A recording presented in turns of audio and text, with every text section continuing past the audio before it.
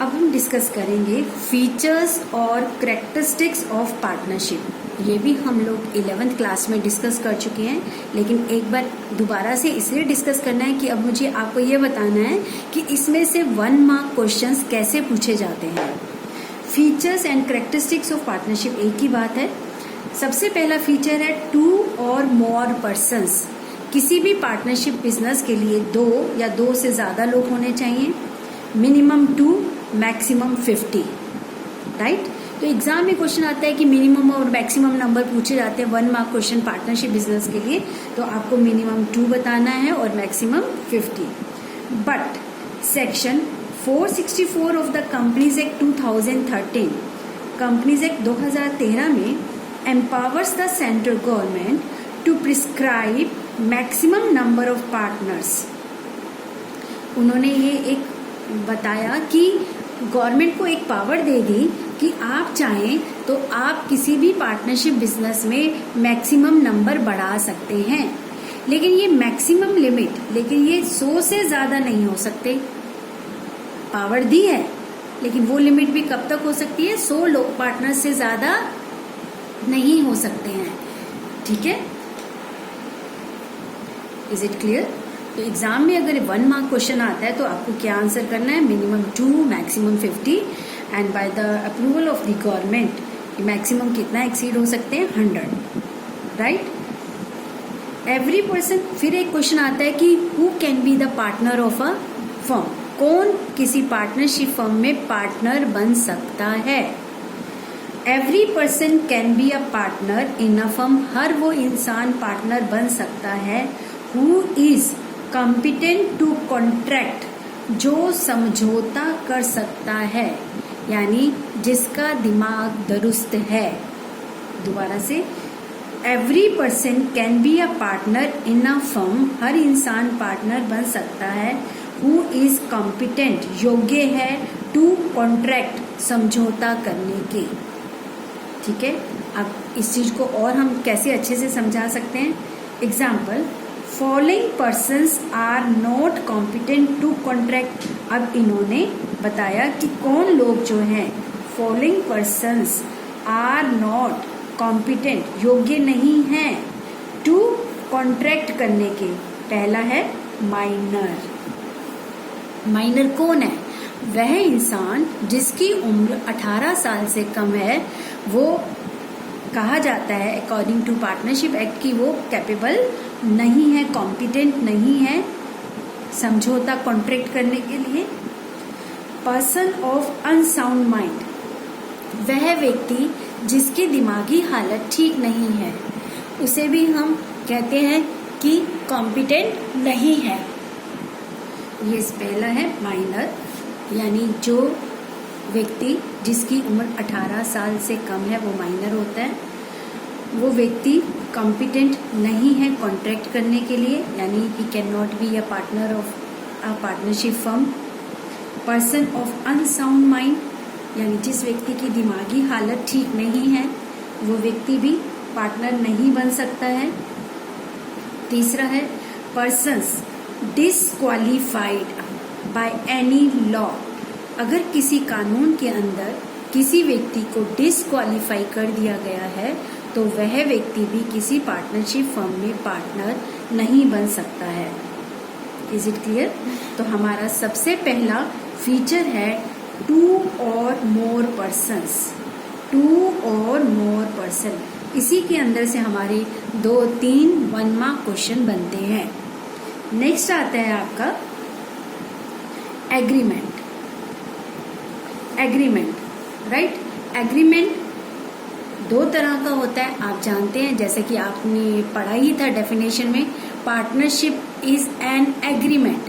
Agreement का मतलब समझौता, ठीक है। तो वो जो एग्रीमेंट है वो 2 तरह का होता है, ओरल और रिटन। ओरल का मतलब मुंह जबानी, हमने आपस में वर्बली बात करी तो ठीक है, हम पार्टनर बनते हैं, ये बातें हैं। और एक होता है रिटन, जिसमें हर एक चीज हम राइटिंग में लिख लेते हैं।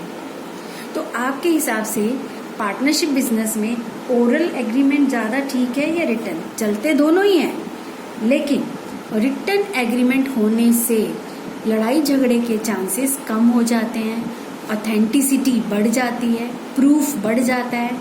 इसीलिए जब किसी पार्टनरशिप बिजनेस में रिटर्न एग्रीमेंट होता है तो उसे हम पार्टनरशिप डीड कहते हैं, यानी पार्टनरशिप समझौता, आपस में इनका जो भी समझौता है उसे पार्टनरशिप डीड कहा जाता है, राइट। तो पहला फीचर था 2 और मोर पर्सन्स, दूसरा फीचर है एग्रीमेंट, तीसरा फीचर है हमारा लॉफुल बिजनेस। लॉफुल बिजनेस, ठीक है। लॉफुल का मतलब कोई भी आपने गैर कानूनी काम नहीं करना है। सपोज करो हम दोनों ने ए बी ने पार्टनरशिप करी, चल पार्टनरशिप करते हैं इसका मर्डर करने के लिए। अब यहाँ एक गैर कानूनी काम हो गया, या हम कोई ऐसा काम करते हैं पार्टनरशिप, सपोज कीजिए पाकिस्तान में हमें एक्सपोर्ट करना बैन है और हमने पार्टनरशिप बिजनेस किया पाकिस्तान को एक्सपोर्ट करने के लिए, तो वो भी गैर कानूनी है। तो ऐसा कोई भी काम नहीं करेंगे जिस कंट्री में आप पार्टनरशिप कर रहे हैं, जहाँ भी कर रहे हैं वहाँ के हिसाब से अनलॉफुल हो। It means it must be lawful business. Business includes trade, buying and selling of goods, यानी हम पार्टनरशिप में ये काम कर सकते हैं। वोकेशन, कोई भी व्यवसाय ऑक्यूपेशन कर सकते हैं।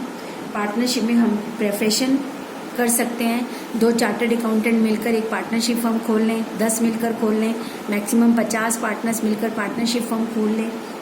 तो किसी भी तरह का लॉफुल बिजनेस किया जा सकता है। बट लेकिन एक चीज ध्यान रखनी है बेटा, नॉट अ जॉइंट वेंचर। अगर आपने जॉइंट 2 बिजनेस करे हैं, 2 जॉइंट बिजनेस करे हैं, तो वो पार्टनरशिप नहीं कहलाता। सपोज मारुति और सुजुकी एक फर्म है अलग अलग, राइट, कंपनी नहीं बोला मैंने, फर्म है सपोज। अगर ये दोनों फर्म मिल जाती हैं तो ये पार्टनरशिप नहीं कहलाएगा, जॉइंट वेंचर कहलाएगा, ठीक है। बिजनेस का मिलना क्या कहलाता है, जॉइंट वेंचर। या कोई चैरिटेबल एक्टिविटी, कुछ लोग मिलकर कोई चैरिटेबल एक्टिविटी करते हैं तो वो भी पार्टनरशिप नहीं कहलाएगा। क्यों? क्योंकि पार्टनरशिप का मोटिव है प्रॉफिट कमाना और चैरिटेबल एक्टिविटी का मोटिव प्रॉफिट कमाना नहीं होता है। इसका मतलब डेफिनेशन के हिसाब से वो कंसेप्ट यहाँ लग ही नहीं सकता। क्लियर? तो लॉफुल बिजनेस कैसा होना चाहिए, प्रॉफिट कमाने के लिए। वो जॉइंट वेंचर नहीं हो सकता, वो चैरिटेबल एक्टिविटी नहीं हो सकती। ये बहुत इम्पोर्टेंट पार्ट है, इसके ऊपर 1 मार्क का क्वेश्चन बोर्ड में आ सकता है, राइट। अब अगला 4th फीचर है हमारा प्रॉफिट शेयरिंग, ठीक है। Profit sharing, profit and loss, profit sharing feature है, बट इसका ये मतलब नहीं कि पार्टनरशिप में केवल प्रॉफिट शेयर किया जाता हो। प्रॉफिट और लॉस दोनों शेयर किए जाएंगे पार्टनर्स के द्वारा, ठीक है। प्रॉफिट एंड लॉस बोथ, याद रहे, profit and loss both will be shared by the partners. It is not essential that all the partners must share losses also.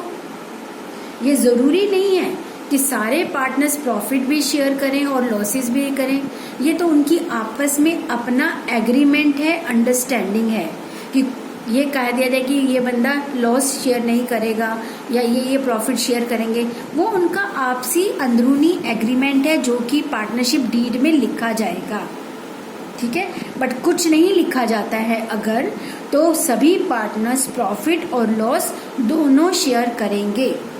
Otherwise जैसा वो एग्रीमेंट में लिखेंगे वैसा फॉलो करेंगे। For this provision in the partnership, provision in the partnership का मतलब है partnership agreement में लिखना पड़ेगा। जब नहीं लिखा जाए तो दोनों चीजें, प्रॉफिट भी और लॉस भी, सभी पार्टनर्स को शेयर करना पड़ेगा। क्लियर? अब आता है feature number 5, business must be carried by all or any of them acting for all. ये हमारा 5वां फीचर है। इसका मतलब है कि सपोज कीजिए किसी बिजनेस के अंदर 5 पार्टनर हैं। कितने पार्टनर हैं? 5 पार्टनर हैं। जरूरी नहीं है कि पांचों के पांचों काम करें, और जरूरी कभी कभी पांचों काम कर भी सकते हैं। तो ये कहता है business must be carried, business चलाया जाना चाहिए बाय ऑल, ऑल का मतलब सभी पार्टनर्स के द्वारा, सभी काम करें, और any of them acting for all, ऐसा भी हो सकता है कि कुछ में से कोई एक, पांच में से कोई एक, कोई दो काम करें, तो वो जो काम करेंगे वो उसके लिए सभी रिस्पॉन्सिबल होंगे, बचे हुए भी। तो business must be carried by all, सभी के द्वारा किया जा सकता है काम, और any of them acting for all, उनमें से कोई भी एक, दो, तीन कर सकते हैं, बाकी सबके बिहाफ पर। इस चीज को हम बोलते हैं एजेंट एंड प्रिंसिपल रिलेशनशिप। दोबारा सुनिए, इस चीज को बोलते हैं हम एजेंट एंड प्रिंसिपल रिलेशनशिप। मतलब जब पांच में से कोई एक काम करता है तो ये एक जो काम कर रहा है ये कहलाएगा एजेंट, यानी ये इन सबके बिहाफ पर काम कर रहा है, तो ये सब क्या कहलाएंगे? प्रिंसिपल। तो इस तरह से प्रिंसिपल और एजेंट रिलेशनशिप होता है बिजनेस के अंदर। तो ये हमारे 5 फीचर्स हैं। इसके बाद 6 फीचर है हमारा नेक्स्ट टॉपिक है rights of a partner. Rights of a partner, suppose कीजिए एक पार्टनरशिप फर्म है जिसके अंदर ABC 3 पार्टनर है। तो ये जो पार्टनर्स हैं इनको इस फर्म के ऊपर क्या राइट्स, क्या अधिकार अवेलेबल हैं, क्योंकि हर पार्टनरशिप बिजनेस के अंदर पार्टनर्स को अपने राइट्स की नॉलेज होना बहुत जरूरी है। तो partners have the following rights. पहला, every partner has the right to participate in the management decisions. हर पार्टनर को ये राइट है कि फर्म के द्वारा जो भी डिसीजन लिया जाए उससे पूछ कर लिया जाए, उसका भी उसमें पार्टिसिपेशन होना जरूरी है। Second, every partner has the right to consult. हर पार्टनर को ये राइट है कि कोई भी काम किया जाता है तो उसकी भी सलाह ली जाए, बिना उसकी सलाह के कोई काम नहीं किया जाना। अगर कोई ऐसा काम होता है तो पार्टनर अपने राइट्स की डिमांड कर सकता है। Third, every partner has the right to inspect the books. हर पार्टनर को ये राइट है कि उस बिजनेस की जिसमें वो पार्टनर है उसकी annual books, cash book, journal, ledger, final accounts, सभी को इंस्पेक्ट करने का, देखने का, जांचने का राइट होता है। Fourth, every partner has the right to share profit and loss in agreed ratio. हर पार्टनर को बिजनेस में होने वाले, चाहे वो प्रॉफिट है या लॉस है, उन्हें बांटने का राइट है एग्रीड रेशो में। अब ये एग्रीड रेशो क्या है? एग्रीड रेशो जो भी होगी कि हम बराबर बांटेंगे या 3:2 में बांटेंगे या 4:1 में बांटेंगे, जिस रेशो में भी बांटना है वो रेशो हमें रिटर्न में पार्टनरशिप एग्रीमेंट में लिखनी होगी। सपोज करिए अगर ये बात नहीं लिखी जाती है तो फिर इक्वल बांटा जाता है। तो इसका यहाँ है कि हर बंदे को राइट है, हर पार्टनर को राइट है प्रॉफिट और लॉस एग्रीड रेशो में शेयर करने का। Fifth, every partner has the right not to allow the admission of a partner. Suppose कीजिए कि ABC 3 पार्टनर है। C कहता है कि D को एडमिट कर लो, मेरा दोस्त है। B कहता है चल ठीक है, लेकिन A कहता है नहीं। अगर A ने नहीं बोल दिया तो ये D को एडमिट नहीं कर सकते। अगर कोई भी एक, सपोज कीजिए यहाँ पर 50 पार्टनर है, 50 में से 40, 49 सभी कहते हैं ठीक है हम इसको एडमिट कर लो नए पार्टनर को। अगर किसी एक ने भी मना कर दिया तो उस नए पार्टनर को फर्म में एडमिट नहीं किया जा सकता, नया पार्टनर नहीं बनाया जा सकता। इसका मतलब है किसी भी पार्टनरशिप फर्म में नए पार्टनर को एडमिट करने के लिए एग्जिस्टिंग सभी पार्टनर्स की सहमति जरूरी है। Again, every partner has the right not to allow the admission of a partner. ठीक है। 6 पॉइंट है, if a partner has advance loan. अगर किसी पार्टनर ने बिजनेस को लोन दिया हुआ है अगर किसी पार्टनर ने बिजनेस को, ये एक फर्म है, सपोज कीजिए ए ने इस बिजनेस को 1 लाख रुपए का लोन दिया है, तो उसे ये राइट है उसके ऊपर 6% पर एनम से इंटरेस्ट लेने का। अगर कहीं नहीं भी लिखा, ये अंडरस्टूड है, अगर आपने कहीं नहीं भी लिखा है, एग्रीमेंट में नहीं भी लिखा है, फिर भी फर्म पार्टनर को, जिसने लोन दिया है फर्म उसको 6% पर एनम के हिसाब से इंटरेस्ट पे करेगी।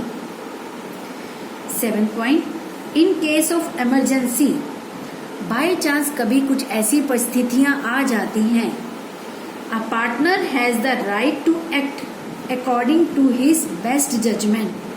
ऐसी परिस्थितियों में पार्टनर को जो सही लगता होगा, जो बेस्ट लगता होगा, वो डिसीजन लेने का राइट है। क्योंकि कभी कभी ऐसी कंटीजेंसी आपदाएं आ जाती हैं, तो इतना भी टाइम नहीं होता कि हम दूसरे पार्टनर से पूछ सकें। तो ऐसी कभी कोई सिचुएशन आती है, तो जो बेस्ट डिसीजन वो ले सकता है, उसे लेने का राइट है। क्लियर?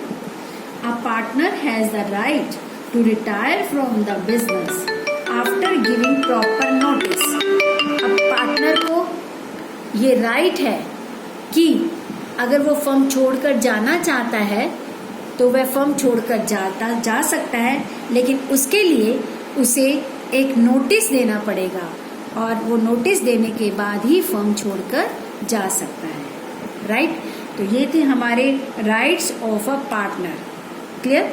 अब अगली क्लास में हम अगला टॉपिक करेंगे, तब तक आप इसको रिवाइज करिए बेटा, क्योंकि इन सभी टॉपिक्स पर 1 मार्क के क्वेश्चंस बोर्ड में जरूर आते हैं। Thank you.